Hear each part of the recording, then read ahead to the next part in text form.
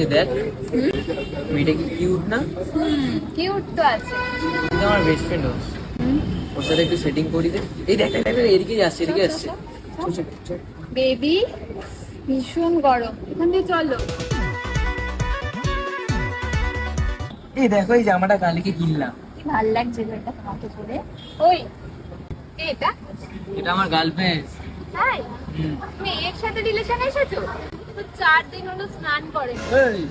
তোমার আগে এর 10খানা গার্লফ্রেন্ড ছিল। স্মোকিং ড্রিঙ্কিং সব করে।